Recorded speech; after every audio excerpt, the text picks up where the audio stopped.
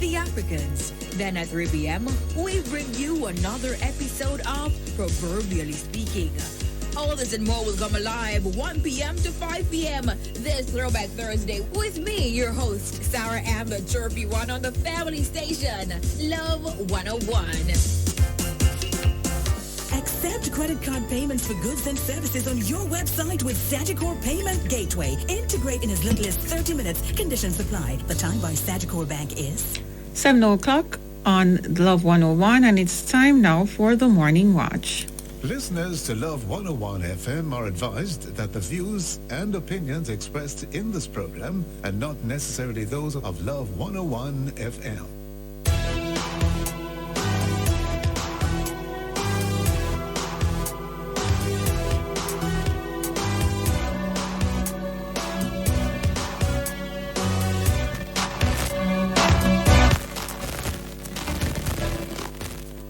Hello and welcome to the Morning Watch on Love 101 FM, the number one gospel station in Jamaica. I'm your host, Stokely Marshall. A special welcome to our listeners on love101.org. And if you are overseas and on the move, U.S. listeners can access us at 712-832-8001. And if you are in the UK, 0330-332-6541. Or join us via the Love 101 FM app that can be downloaded from the Google Play Store or the Apple Store. You can also check us out on Love 101 FM Facebook Live and YouTube Live. In the main watch today, reactions to what appears to be the soon return of mask mandates in certain instances. In the second watch, explaining and addressing concerns re shortened prison sentences for some killers. In our social media question, we ask, what are your thoughts on reduced sentences for killers who plead guilty? Share your responses on our Facebook or YouTube, Love 101 FM Jamaica Live, and also WhatsApp comments and voice notes to 876-997-3125 using the hashtag The Morning Watch. We'll share your comments later on the program, but first, here's our quote. Faith is deliberate confidence in the character of God, whose ways you may not understand at the time. That's from Oswald Chambers. Amazing. Thank you for that, Deidre. Good day, Deidre. How are you doing? Good morning. I am fine, thanks. And you? I am well indeed. The main watch will be back after this break.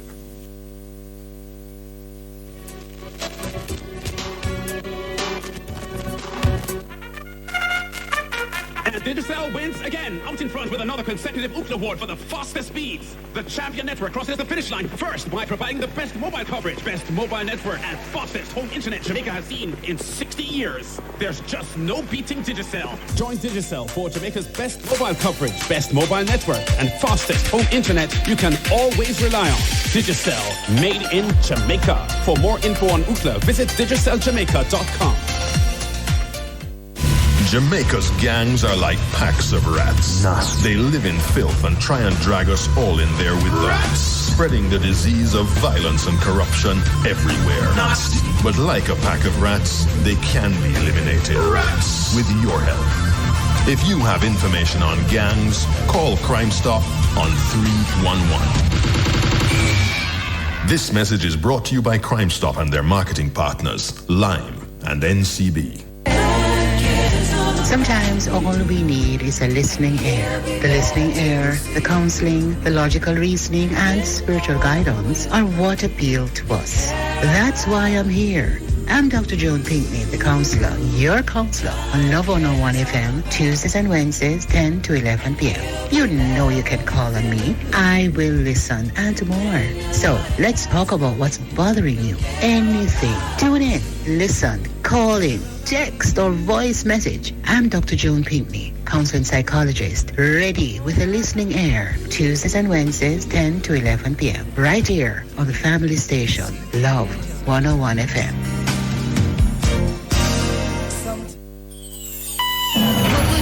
Without you, you help me carry on, you help me stay strong, never run down and can get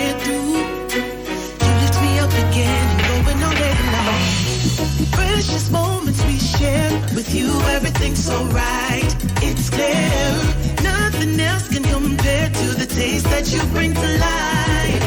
Multitude full of life.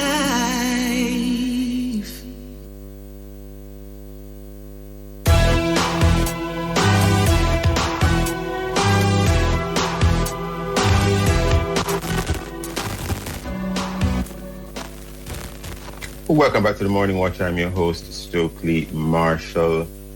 It's been said that with 2 years of arguably you could call it practice in wearing masks, we are better at it. So the continued use, even if mandated, won't be a problem. This in relation to what has been described as the fifth wave. Jamaica is preparing to go back into a period, it would seem, of enforced wearing of masks in certain circumstances or situations. But has the previous masking up really helped? Or are there other things that should be implemented and or could be of more value? We have online this morning to have a discussion around this Dr. Mark Ricketts, family physician, my apologies, Ruthven and Willardine Medical Centers. We also have online Joseph Patterson, president of one of our political parties, the UIC, it is called for short, United Independence Congress.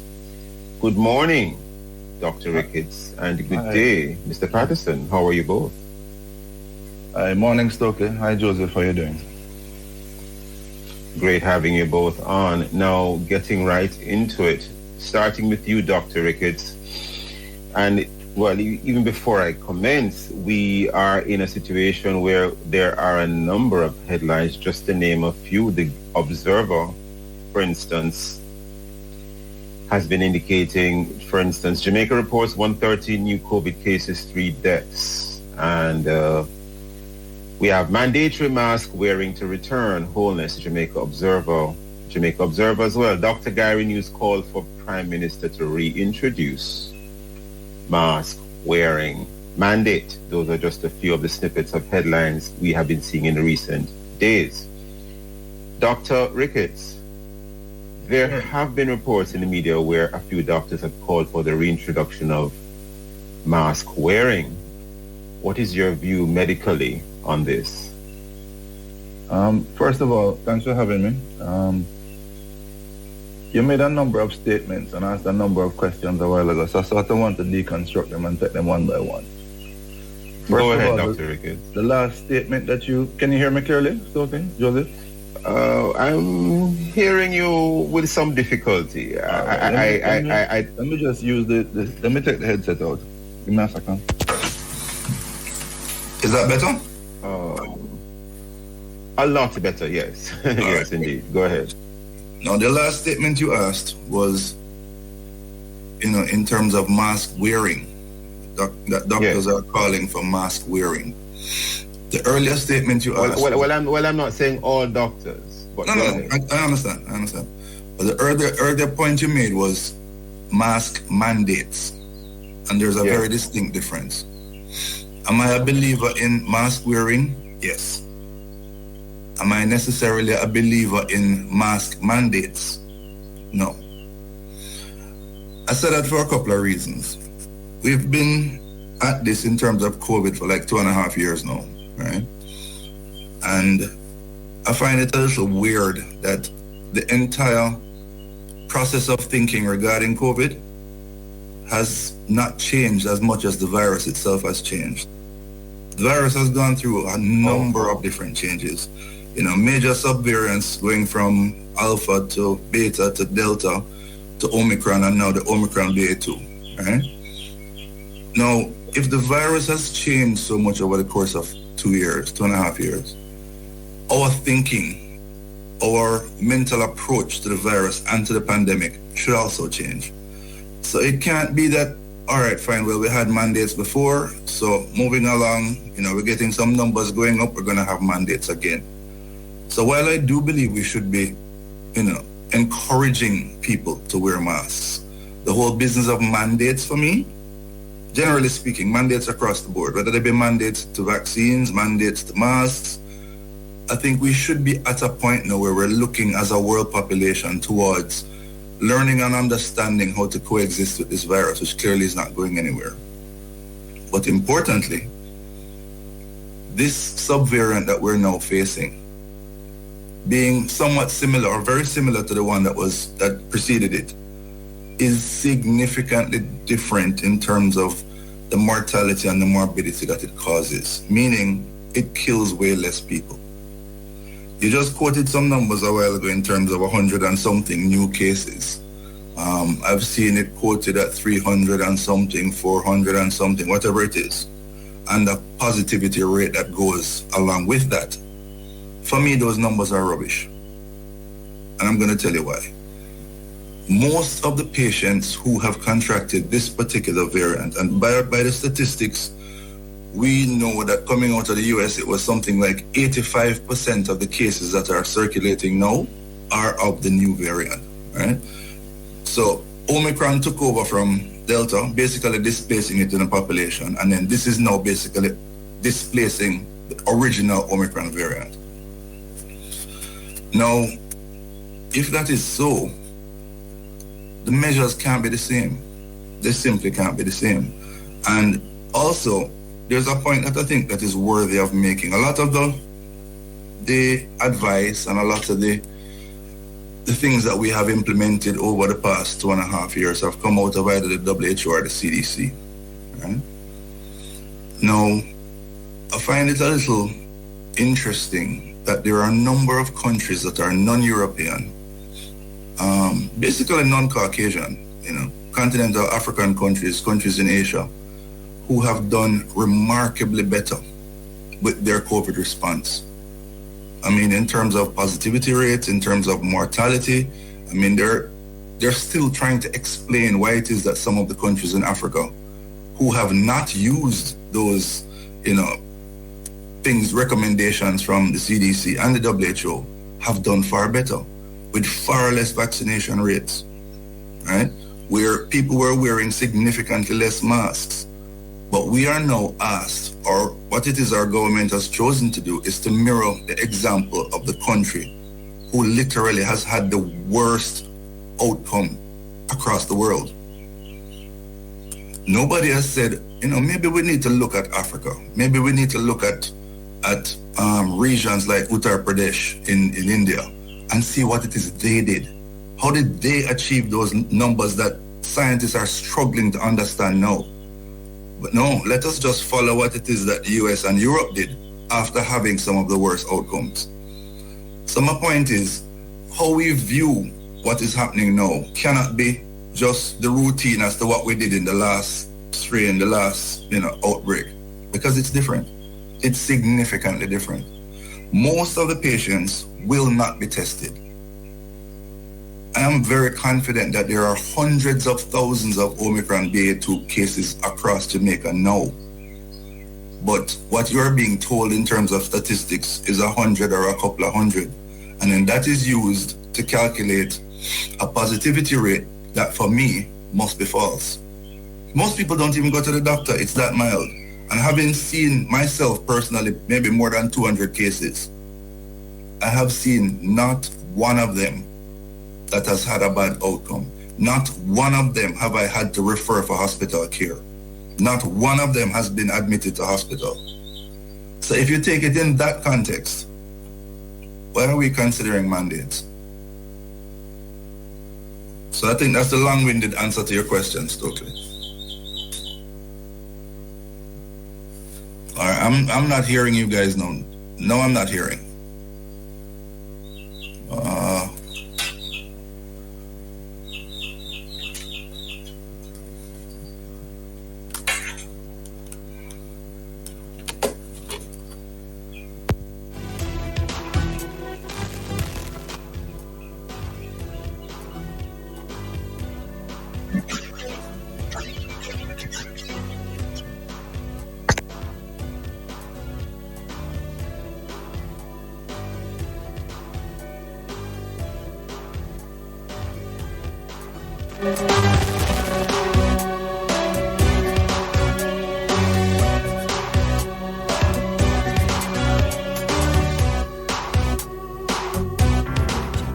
operate a business in the manufacturing or agro-processing industry? Sagicor Bank has a loan just for you. Sagicor Bank Manufacturing and Agro-Processing Loan. Borrow up to 50 million with up to 12 years to repay. Financing you can use to retool, expand, improve efficiencies, or gear up for export. Speak with a business banker today. Sagicor Bank Manufacturing and Agro-Processing Loan. Just another way Sagicor Bank is taking care of business. Conditions apply. Renovators, homeowners, contractors, fixer-uppers, do-it-yourselfers. It's a construction reduction at the Home and Things Pro Savings Sales event. Warning! The prices are dangerously low. Get the lowest prices on tiles, bathroom fixtures and faucets, windows and doors, and so much more, including new arrivals. So shop now for everything you need for your project. It's the Pro Savings Sales event happening now at Home and Things. Don't detour. Come down to Home and Things, Old Loop Road and Consol Spring Road. I read advice I don't know all this shot and tally. I have a message to everyone. Get back, sit, be it. Hey, tourism the main driver of the local economy. It provides us with jobs, feed the country. So everybody in the industry, get the job and come follow me. It don't hurt to the nerd. Link the nurse cause the vaccine work. Get back, sit, be it. Yeah, this is a message from the Ministry of Tourism. Get back. Just get vaccinated. You're deaf? Keep fully connected with Flow Fiber Fast Internet at home and on the road with LTE data and calls for a fast, reliable experience anywhere. Over 500 communities have been upgraded since 2020, making more of Jamaica Flow Fiber Fast. And with Yard and Road, get Flow Fiber Faster Yard and LTE Road for as low as $3,999 plus GCT. Visit discoverflow.co to get connected on Jamaica's largest network. Conditions apply.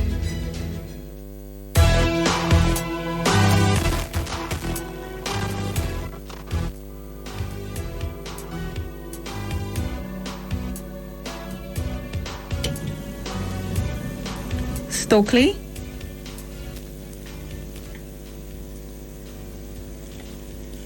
We're having some technical difficulties trying to get Stokely on the phone. He'll be back with us in a little while.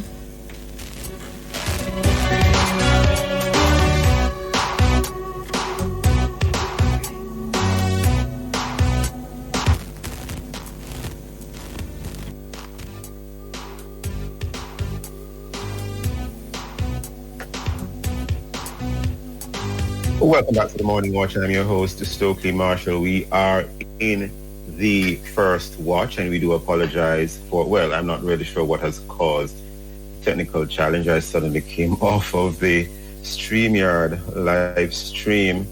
Our guests are Dr. Mark Ricketts, and we also have Joseph Patterson. Dr. Mark Ricketts is a family physician and of Ruthven and Willardine Medical Centers, family physician of Ruthven and Willardine Medical Centers, and Joseph Patterson is the president of the United Independence Congress.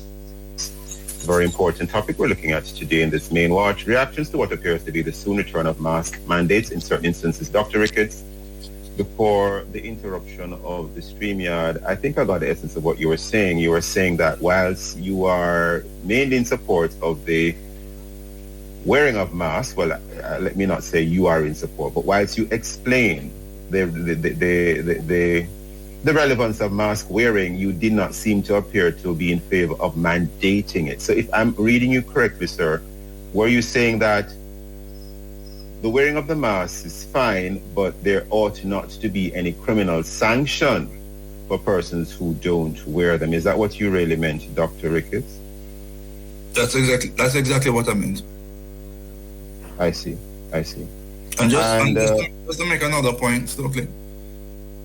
We spent 2 years being very afraid of a virus, being very afraid of touching anything. You know, we were constantly washing our hands and hand sanitizing, and we were literally just living in pure anxiety and fear. Yeah. And one of the things that we have been told is that the spread in an asymptomatic sense, someone who has no symptoms, that you can catch it from that person just as easily. Yeah. Well, from the research that has come out in recent times, as a matter of fact, I think last month, it's shown that the likelihood of you contracting it from somebody who is asymptomatic is far, far lower than we were once led to believe. We also know that the likelihood of catching it via touch, which we all were terrified of, is also quite low. I see. So as different pieces of information come out, our mental response to it in terms of how we're going to go forward can't be the same. I see. I'm not sure if we have Mr. Patterson on still. I'm not seeing him on the StreamYard. I really wanted to ask him a pertinent question as it relates to, as in his capacity, how does he view the matter of mask wearing? Because we have had words, particularly from the opposition leader, who seems to be pressing the government at this time to reintroduce the mandate. But alas, we do not seem to have Mr. Patterson on just now. But I'll ask this other question. In terms of many persons being deeply concerned about their health and as such are probably wanting to, some people might want to continue the wearing of masks voluntarily, but others are of a different mind and may not wish to wear one. Should those who wish to go without wearing a mask be mandated by law to do so? Well, clearly you're saying no, Dr. Ricketts. What about you, Mr. Patterson, if you're on with us now, Mr. Patterson? We seem to have lost Joseph. We have lost him completely, I see. Well, Dr. Ricketts, any views on having your temperature checked and being required to sanitize upon entering any relevant building that the public has access to? Because along with the mask wearing, typically you have those other measures as well. I'll ask you one simple question, Stokely. Yeah. In 2.5 years that we've been doing this, yeah, have you ever heard of a single person that was denied access to a building because his temperature was abnormal? Well, I've never inquired. No, well, the answer is no. But and neither have I. Yeah. So the point is, if the screening method makes no difference in terms of a decision that you're going to make, yeah, how viable is the screening method? I see. Also, 2 years ago, yeah, it was either the WHO or the CDC, I think it was the CDC actually, that actually gave a recommendation for us to discontinue the use of temperature checks. It is being and has been discouraged at those levels of those health authorities. I see. Because it may actually provide us with a false sense of security going into that building. So it may actually do more harm than good. It's actually something that is advised against by the bodies that we take recommendations from. So I really do hope, and if nothing comes out of my mouth that gains any traction today, that the businesses that continue to do this, that they will desist from doing so. I mean, I do understand the entire point of wanting to appear that you're doing something, and that in a lot of senses it's the optics, but it makes no difference. It makes no difference. I see, Dr. Ricketts. Mask wearing for children, since they are considered to be, generally speaking, at very low risk. Mask wearing for children, Dr. Ricketts. I just need to make a point. When you mentioned mask wearing and them being at a lesser risk, it tends to suggest that wearing a mask is ultimately for your protection. Right? Most of the masks that we wear are cloth masks, and you have one or two synthetic masks, and a couple of people may be wearing an N95 mask or even a dated N95 mask. I mean, it's been in use for a couple of days, a couple of weeks, but it's still worn. I see. All of those are remarkably poor at filtering out what is there in terms of the particulate matter, which would be carrying the virus. Poor, exceedingly poor. Okay. So if you have a cloth mask, which may actually filter out somewhere between 20 and 30% of the particulate matter, it's ultimately not going to be very good at protecting you.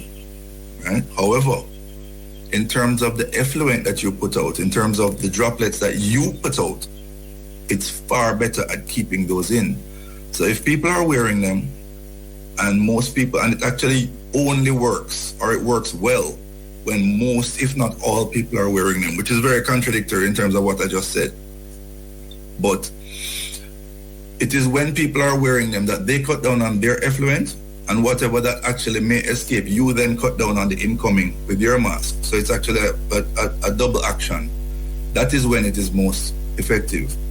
But I do want to continue to say that we should be at the point now where, in terms of some amount of personal responsibility, is ultimately what it is going to require for us to say, all right, fine, this is what I need to do. However, I'm not one for mandating it. I'm not one for, the man on the street that is an elderly man that is indigent, that never wore a mask and is going to be scraped up in the middle of halfway tree and charged because he was not wearing a mask. That I'm not for. I see. In fact, when I heard you were coming on, Dr. Ricketts, I must say I really assumed you would have been in favor of mandatory mask wearing. I didn't realize you had another view, or certainly a much more nuanced view, and that you're not in favor of it being mandated. I was a little surprised when I heard you indicate that. But I want to ask this other question. Now, are there any... I've wondered about this myself, and I've seen some amount of information out there in some sources. But as a doctor, can you help us here? Are there any side effects from wearing masks for long hours during the day, certainly over the long term? For example, in some workplaces, workers are required to wear a mask when they're at the job, maybe except for when they're at their workstation. And depending on the workstation, if they're interacting with the public, they might be required to wear it when they're dealing with the public. Now, we know that we probably don't have any studies yet, but can you foresee, or are you aware that maybe, say, 5-10 years down the road, someone might have some sort of issue with hypoxia or some other relevant medical issue, and it might have been because for many hours at a particular point in their life they had worn masks continuously during the day for long periods of time? Dr. Ricketts? There have been a lot of things that have been out in the media space, the social media space, and predominantly. No, well, this is not social media. I'm just talking about what various perceptions have been, and there has been a large anti-mask movement. That has it's like the very same movement as anti-vax. Let's put it that way. Yes. I've tried to give you all of these things to convince you that, oh, well, it is so bad for you. To be truthful, as you said, I haven't seen any studies that have spoken to it. And it would be probably a little foolhardy for me to just venture a guess to say, well, but I can't think of any going forward as to what would be a long-term side effect. I see. I did see one, but alas. You did? I didn't see it in a medical journal, but I saw it in an article, but I didn't see any other doctors who seemed to be agreeing with his position, but it did suggest that. But because of limited time, Dr. Ricketts, sure. How can persons protect themselves, their health, because our health is very important to our lives, whilst not necessarily being mandated to wear the mask? Because you are strongly encouraging mask wearing, but you are very much against the mandate. How can persons continue to protect their own health whilst not necessarily being mandated to wear the mask? I think the rules are effectively the same in terms of the basic hygiene practices. Of course, the hand washing. Of course, you really don't want people necessarily so far up into your face. It's really more of an avoidance. So should there still be some amount of physical distancing then, since you raised that? If it is that we believe that there is still some asymptomatic spread, right, which is ultimately what I guess the studies will be pointing to. The study didn't say that there was none. The study said that there's far less than we were led to believe initially. I see. It must mean that your ability to avoid that sort of droplet effluent must be what it is that is your primary defense mechanism. But yeah, the basic things, the hand washing, they're trying to, and this is one of the things that is a message that it's not translated. Yeah. Most of the people who have ever died from COVID, most of them had significant comorbidities, and in particular, obesity and diabetes being two of the key ones, right? I don't think the message that, boy, we should be trying to maintain a healthy weight. We should be trying to, get enough exercise. We should be doing the things that are boosting our immune system. I see. We should be trying to do the vitamin D, the zinc, the vitamin C, the things that are going to. So yeah, those are the things that I actually would recommend. I see. I think we have to leave it there this morning, and we are sorry to listeners for some time lost when the StreamYard link, for whatever reason, was not operable. And Dr. Ricketts, I think what you're essentially saying is that there should be no mandates. We have to leave it there for this main watch. We'll be right back, listeners. Please stay with us.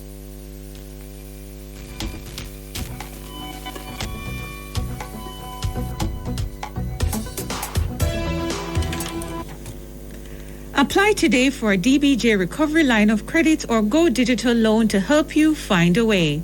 The time by JN Bank Small Business Loan is 7:31 a.m. and you're tuned to Love 101.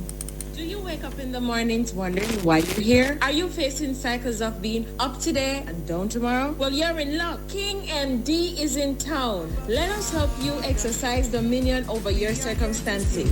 Coming to you from the South CGMA Kingdom Church, it's the Kingdom Mantles for Deliverance Training Encounter with special guests all the way from the Miracle Arena for All Nations in Canada, Minister Madiri Dichaba, son of Prophet Kofi Danso, under the theme, Stewarding the Kingdom, Mantling Power for Deliverance. Register for training at the Hotel Coming from June the 15th to the 17th, starting at 10 a.m. And it just doesn't end there. Nights of Encounter, June the 16th to the 17th at the Sean Labrie Faith Hall, starting at 7 p.m. Sunday, all-day Encounter, the 19th of June. So register now at www.cgmasouthkingdomchurch.org or call us at 774-1425. Jamaica, King MD is in town. You can't afford to miss this. You better be there. Bashko time. All the things that you need for your home, the price is so low, you would never need a loan at Bashko. At Bashko. Appliances, house with furniture and rugs, geese and linens and glass and mugs at Bashko. At Bashko. Whether they north or south, in the east and the west, Bashko, them all over, they must be the best at Bashko. Bashko. At Bashko. At Bashko. At Bashko. Giving you more. Pastors, elders, church and ministry leaders who wish to participate in a special book distribution of the 100 Steps Family Bible are being asked to contact the Bible Society of the West Indies today. The 100 Steps Family Bible is a book that contains 100 steps from which readers can discover about Jesus Christ, how special the Bible is, and how the old age stories still have meaning today. For further information, you may contact the Bible Society of the West Indies at familybible100@gmail.com. From generation to generation, Jamaicans have depended on JN Bank to make the pride and joy of providing a safe place for their families possible. Now, with no processing fees and no down payment mortgage options, you can open the door to your own sweet home, a legacy to hand to your next generation. Visit jnbank.com to get pre-approved today. JN Bank will help you find a way. Are you ready for another exciting showings out alive 1 to 5 this Throwback Thursday, June 2? Join us for another time to recollect and reconnect. Stick around for Pearl Blast at 2 o'clock. More fire, more power. 2:15 Inside Pieces of the Past or History Lesson Series Out of Many One Culture, Part 6. The Africans. Then at 3 p.m., we bring you another episode of Proverbially Speaking. All this and more will come alive 1 p.m. to 5 p.m. this Throwback Thursday with me, your host, Sarah Ann, the chirpy one on the family station, Love 101.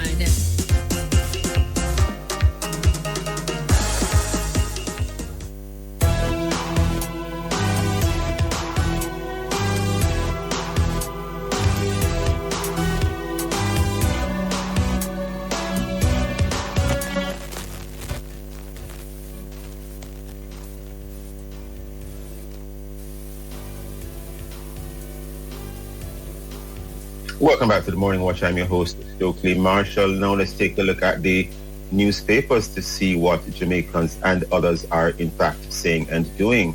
And we turn to the Gleaner. Very concerning story here. US $1 billion flowing into Jamaica from lottery scam, drugs, money laundering annually. We turn to the Jamaica Observer, and this is concern of another nature. $240 million loss. PIOJ says estimated costs of full fallout for National Water Commission strike to come later.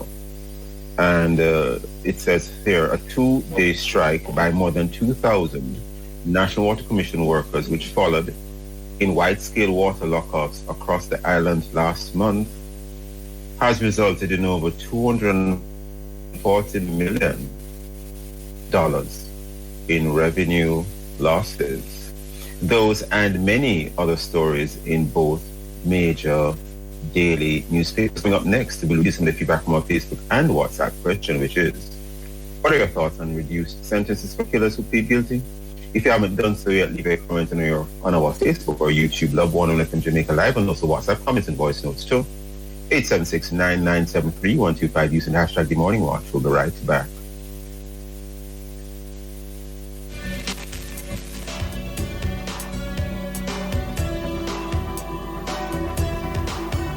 Have you subscribed to Love 101 FM's YouTube channel as yet? No money needed. You just need to type in Love 101 FM in your YouTube search, and when you get to our channel, click on the big red subscription button. It's as simple as that. You'll then see a little bell. Click on it. That way, you'll know when we go live. Yup, you will be informed right away. Love 101 FM YouTube channel. All subscriptions are free, so no worries. Do it today and keep connected to Love.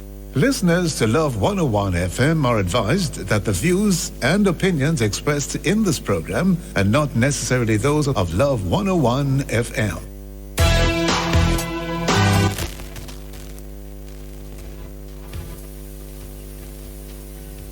Welcome back to the Morning Watch. I'm your host, Stokely Marshall. And, well, let's take a look to see what our friends have said in relation to our social media question, Deidre. Those on Facebook and WhatsApp, in terms of what are your thoughts on reduced sentences for killers who plead guilty.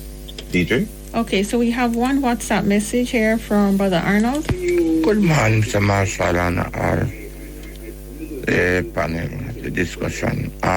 You mentioned a while ago if the killers in the prison, if their sentence should be short. No, their sentence should not be short. All the government need to do, take them out and bring them to go work, bring a plantation and take out the prisoners and get the soldier them and guard them until 10 years over them put them back. No shortness of sentence. Because if they hear that then sentence they go short, they might go kill and do the same thing. Take them out of the prison and put them in plantation, make them farm and produce food. Okay. Any more, Deidre? Carol Miller says she never stopped wearing her mask in public space, even though it causes problem with the sinuses. I do take a little break for fresh air at times. Erica Guy was asking, what will happen to people with asthmatic conditions if mask wearing is not mandatory? Because at times I think you misread what she said. Read it again. Anyway, my question to you is, what will happen to people with asthmatic condition? Will mask wearing be mandatory? Continue, DJ. Because at times I had to release my mask a few minutes to get some fresh air. I see. We're getting, different opinions there. Right. Yes. Mm-hmm. Any other views? No, Deidre? we don't have any other comments on WhatsApp. Yeah. Mm-hmm. And of course, two of those comments, certainly the text messages were about the first segment on mask wearing, whether it should be mandatory again, and the voice note was in relation to the sentencing issue. Well, we move right into the second watch. Thank you, Deidre. We move right into the second watch. Since 2015, as much as 50% can be shaved off your sentence if you plead guilty to murder. But how does this arrangement really work, and where is the real benefit, certainly for the society at large? We have on the line today Lloyd Shackelford, attorney at law, as well as Leonard Green, attorney at law. Good morning, gentlemen. How are you both? Good morning. Good morning, Mr. Marshall. How are you, sir? Good morning to you, listener. Good morning to you both. Yes, and good morning to Council Mr. Green. Good morning, my friend Lloyd. Yes. Indeed. Glad that we have you both. Now, I'm going to jump right into the conversation because never enough time on the morning watch. Now, a lot of persons are struggling to understand why persons would even plead guilty in cases where they have killed someone are getting off on what are considered to be relatively light sentences. Can you explain the genesis of this current sentencing regime to the listener, starting with you, Mr. Green? And I probably failed to mention that you are still the president, I believe. President of the Advocates Association of Jamaica. Yes, Mr. Green. Can you enlighten the listeners? Well, what listeners must understand is that a judge, one of the most difficult tasks that a judge has is to impose a sentence where somebody has either pleaded guilty or has been found guilty. Because the objective of the exercise is to ensure, on the one hand, punishment, but must have due regard to whatever circumstances would justify a lenient approach. So it is a balancing act that judge is seeking to obtain. Now, most members of the public, when they hear about a sentence, the only thing they hear is the offense that the offender had in fact committed. The man has committed murder. Yes, he has committed murder. But there are other circumstances which would justify the approach.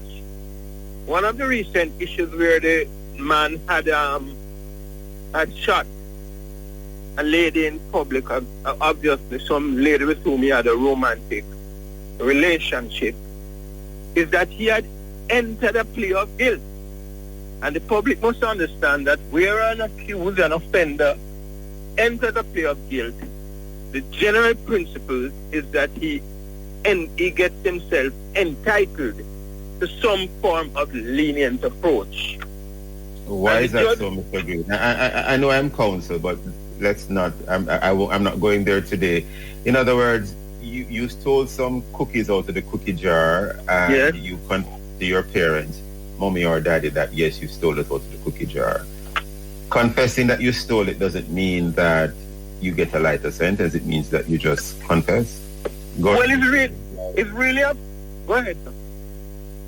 It's really how the society chooses to deal with this offender.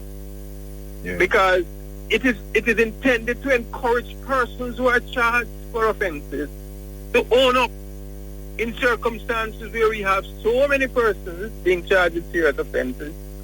It is a policy that those who are guilty ought to plead guilty, and if they do so... We hear the policy, Mr. Green. I want to bring in Mr. Shackelford before we head to the break. Mr. Shackelford, any comments so far? Yes, good morning. Yes, sir. Yes, my little bit is that in relation to sentencing, as my colleague said, it is actually the most difficult part of a trial. On the point of sentencing, there are issues concerning, well, first of all, it is how early the offender pleads guilty and how early has to do with the first opportunity. But the first opportunity has to do with at what point when it is represented by counsel have sufficient disclosure to enable him to have a sensible discussion with his client to determine what course to take. It begins Hold there. that thought, Mr. Shackelford, because you mentioned how early the person pleaded guilty. Listeners, please stay with us. We head to a break. We'll be right back on the Morning Watch. Thank you. If you're over, get the best health plan as well as fabulous discounts. Visit ccrponline.org today or call 469-1944 and live life to the fullest. The time by CCRP is 7:45 a.m.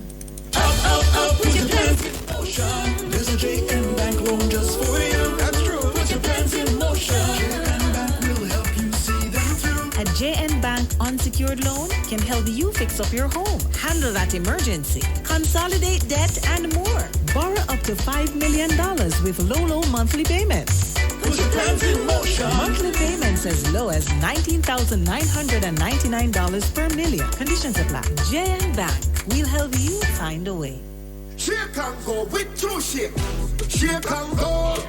Grab a two shake and go. When me have to put in the work, but I'm moving slow. Grab a two shake and go. School time and on talk time. Office study hard, brain full time. Grab a two shake and go. When we up in the gym, we have to stay healthy and fit. Grab a two shake and go. Shake and go with two shake. Packed with 9 grams of protein, 24 key vitamins and minerals to keep you going. Grab a two shake and go. Do you have a heart condition? Your care should be in the hands of our experienced cardiovascular team at Partners Interventional Center of Jamaica. We're one of the leading heart centers for angiogram, stenting, pacemakers, EP studies, and ablation therapy. PICJ has the expertise and latest technology to treat all your heart needs. Call 876-995-7425 or email info@pic-jm.com for appointments. PICJ, your partners for life. Keep fully connected with Flow Fiber Fast Internet at home and on the road with LTE data and calls for a fast, reliable experience anywhere. Over 500 communities have been upgraded since 2020, making more of Jamaica Flow Fiber Fast.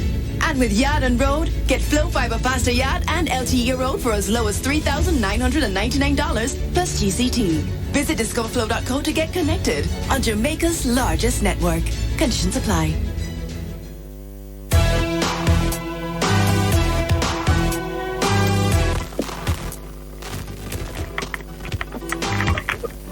Welcome back to the Morning Watch. I'm your host, Stokely Marshall.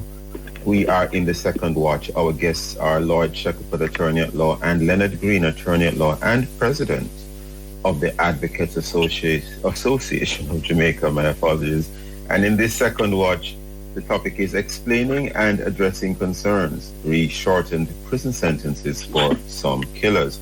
Now, Mr. Shackelford, before the break, you were weighing in on this whole matter of sentencing, and you were explaining, very importantly, you said the discount is something which is more live in terms of being granted when the person, well, it depends on how early the person actually pleaded guilty. Would you like to develop on that, because maybe some listeners are not aware or cognizant of that fact? Go ahead, Mr. Shackelford. I would say that the discount kicks in at the point where the guilty plea is given, but as I said before, which I will not go over, is that it is not the first opportunity, something calculated at the point where a disclosure is made and the defendant and his attorney is in a position to make a sensible decision. Having done that, the discount begins to be reduced depending on how much later from that first opportunity the defendant agrees to plead guilty. And it goes all the way to where the trial starts and before the trial ends. If the offender decides to change his plea, he can get a benefit, but that benefit will be substantially reduced. Begins at 50%, I understand. But of course, in order to do that, there has to be an advanced sentencing indicator. And where the court decides to give 20 years, they are obliged. It is not a hard and fast rule that they must, but they usually give the 50% discount, which reduces it to 10. And then there are other factors which are characterized generally as aggravating and mitigating. And those make the sentence to be increased or reduced. Well, you know, I want to quickly jump in here because when people hear about murder, they think about life imprisonment. So when you started at 20 years, cutting it to 10. So let us, for instance, say that the sentence would have been life. Yes. What sort of discount could be applied sensibly to say half? Well, that's a very sensitive question, sir, if you don't mind my saying that. It is because when you get... Mr. Shackelford? I'm sorry? Go ahead, Mr. Shackelford. Yes, sir. The issue is that life is what is called an indeterminate sentence. Exactly. And so life is life. But you often hear life and 20, life and 30. It means that under the Criminal Justice Reform Act, I think it is, after 5 or 6 years, you're entitled to apply for parole. Yeah. And so to prevent that from happening, if you prevent a clumsy term, that will not kick in or apply until the sentence, the determinate sentence is served. So life and 30 means you serve 30, and at the end of that, you're eligible for parole. You're not going to get parole. You're eligible to apply. And that is the point that I'm making, that you have to serve the determinate sentence first, and that is the reason for that. When you hear life and 20 and life and 30, that is the basis for it. Thank you, Mr. Shackelford, because I just want listeners to be able to understand what you mean, but continue. Pardon? I just wanted listeners to be able to understand what you meant, but continue, sir. Yes, sir. So that on this question of sentencing, it is a matter for the judge to weigh on the question of mitigating what it is, what kind of a person you were, how did you live, and the offense itself, how was it committed, how much malafide were involved. I don't want to use language that the public is not completely conversant with, but they look at how the offense was committed. That is the first point, the narrow point, and then they go wider to look at who you were, what have you done in society in a good way, and other things like that.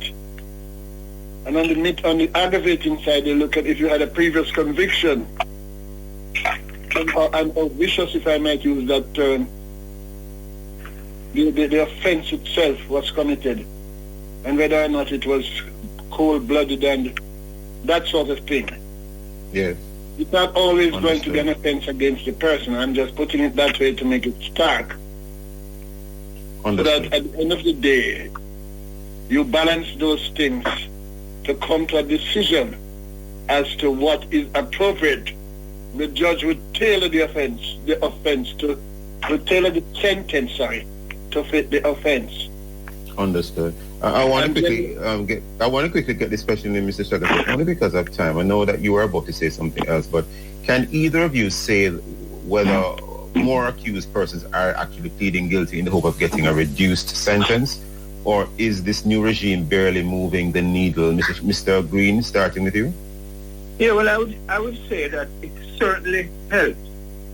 And one of the things that would encourage an accused person coming before the court is the knowledge that you are likely, well, the accused will first consider his chances of success if he went to the route of trial.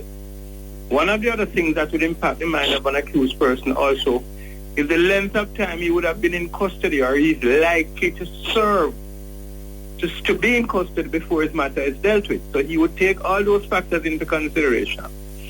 And the rational sentencing policy established by the guidelines that my friend Mr. Shackelford so carefully and aptly presented gives them a clear indication as to why it makes good sense for them to benefit from a rational sentencing policy that would clear up matters and give them a chance at being given a favorable sentence.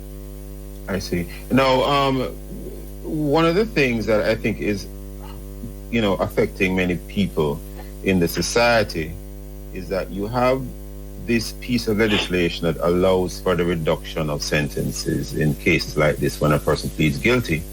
Yes. But a lot of people in their regular lives, they are not buying into this bit of legislation because what they are sensing is that there is injustice. Someone who committed murder could be out back on the road within, say, 10 years, for example, depending on the kind of sentence they are getting.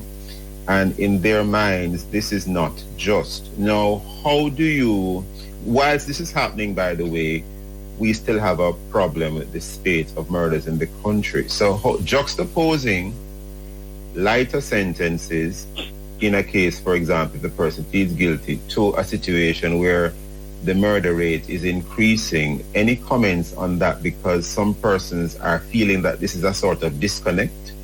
I'm suggesting that's what some people are feeling. You see media reports of persons complaining. The families of the victims, for example, are hurting.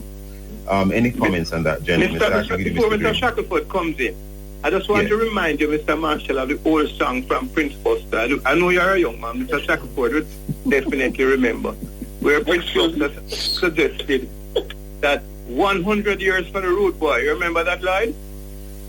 Absolutely. 100 year sentence. So the idea of an astronomically harsh sentence has been is nothing new to our society. People have always been demanding that. So, on to you, Mr. Shackelford. Yes, sir. Thank you. The public, they want blood and they want justice in relation to their matter. But the real truth is that this system is not a get out of jail free card. It is that you plead guilty and it goes back to the judge. The judge, before they come into court, perhaps I have to be tongue-in-cheek in saying this, they have a sense you have pleaded guilty, so they are going to give you 40 years. If you come in very early and they cut it by half, you get 20. Now, which is not that they are giving you a sentence that will allow you to walk. They take into consideration how long you have been in custody. They take into consideration, as I said earlier, your good conduct and character. But at the same time, it's an equation with two sides. On the other side, they look at the type of person you are, who you mix with, the kind of code you move with. They look at questions like the type of offense. I don't want to go over that, but the real truth is that the sentence is a sentence that is calculated. They consider the witnesses who have to come to give evidence. When you plead guilty, there are a number of things that are obviated. And so they look at a variety of things when they come to tailor the sentence. And so you end up getting 18 or 20 years. Yeah. You could easily have gotten 40.